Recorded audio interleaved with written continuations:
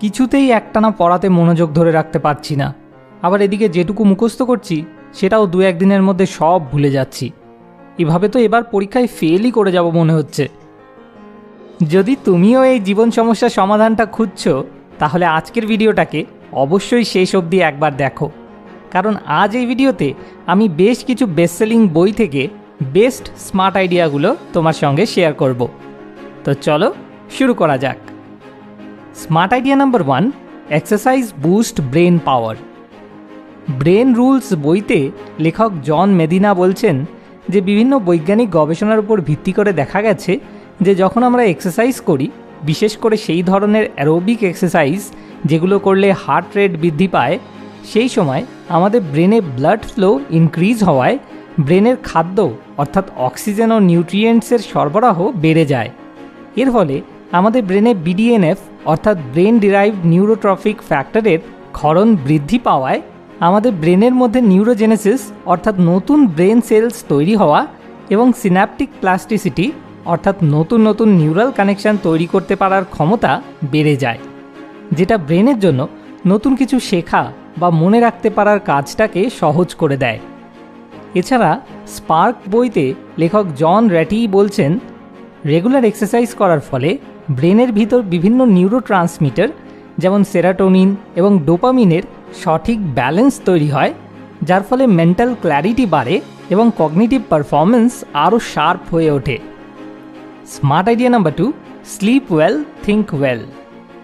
Brain rules বইতে লেখক জন Medina বলছেন যে আমরা যখন কোনো একটা জিনিস মুখস্থ করি, সেটা প্রথমে আমাদের ব্রেনের শর্ট টার্ম মেমোরির জায়গায় গিয়ে স্টোর হয়। এরপর যখন আমরা ঘুমাই, তখন গভীর ঘুমের মধ্যে সেই মুখস্থ করা ইনফরমেশনগুলোকে আমাদের ব্রেনের শর্ট টার্ম মেমোরির জায়গা থেকে লং টার্ম মেমোরির জায়গায় ট্রান্সফার করার কাজ চলে। কাজেই ঘুম যত গভীর হয়, স্মৃতিশক্তি ক্ষমতা ততই বাড়ে। এছাড়া জেগে থাকাকালীন বিভিন্ন ফাংশন চলার ফলে আমাদের ব্রেনের মধ্যে যে টক্সিন অর্থাৎ বর্জ্য পদার্থ তৈরি হয়, সেগুলো একমাত্র ঘুমানোর সময়ই ব্রেন থেকে পরিষ্কার করার কাজ চলে, যে কারণে ঘুমের অভাব হলে ব্রেনের টক্সিনের মাত্রা প্রচুর পরিমাণে বেড়ে যাওয়ায় আমাদের ব্রেন এফিশিয়েন্টলি কাজ করার ক্ষমতা হারিয়ে ফেলতে থাকে, আর আমরা ঠিক একটা জম্বির মতো অনুভব করতে শুরু করি। Smart idea number 3, deep practice. The talent code বইতে লেখক ড্যানিয়েল কয়েল বলছেন যে যখন আমরা ডিপ প্র্যাকটিস করি, অর্থাৎ দীর্ঘ সময় ধরে কোনো একটা পার্টিকুলার টাস্কের উপর নিজের মনোযোগ একভাবে ধরে রাখি, তখন আমাদের শরীরে একটা বিশেষ ঘটনা ঘটতে শুরু হয়, যেটাকে বলা হয় মাইলিনেশন।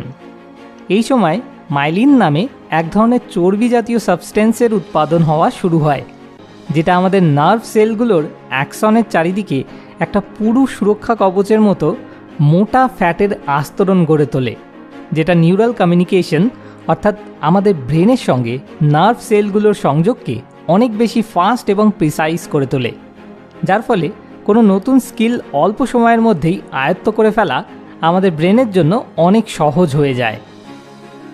Smart idea number 4, active recall. Make it stick বইতে লেখক পিটার ব্রাউন বলছেন যে যখন আমরা কোনো একটা নতুন কিছু মুখস্থ করি, তখন বেসিক্যালি আমাদের ব্রেনের মধ্যে একটা নতুন নিউরাল কানেকশন তৈরি হয়, যেটাকে একটা মাসেলের মতো কল্পনা করা যেতে পারে। কারণ ঠিক যেমন কোনো মাসেলকে আমরা যত বেশি এক্সারসাইজ করি তত বেশি সেই মাসেলটা স্ট্রং হয়ে ওঠে, ঠিক তেমনই যত বেশিবার আমরা সেই মুখস্থ করা জিনিসটাকে মনে করার চেষ্টা করি, তত বেশি সেই নিউরাল কানেকশনটা স্ট্রং হতে থাকে। তাই কোনো পড়া দীর্ঘদিন অবধি মুখস্থ রাখতে পারার জন্য সেই পড়াটাকে বারবার বই দেখে দেখে পড়ার বদলে যদি আমরা সেই পড়াটা বই বন্ধ করে মনে করার চেষ্টা করি, তাহলে সেই নিউরাল কানেকশনটার এক্সারসাইজ হওয়ার ফলে সেটা স্ট্রং হয়ে উঠতে থাকে।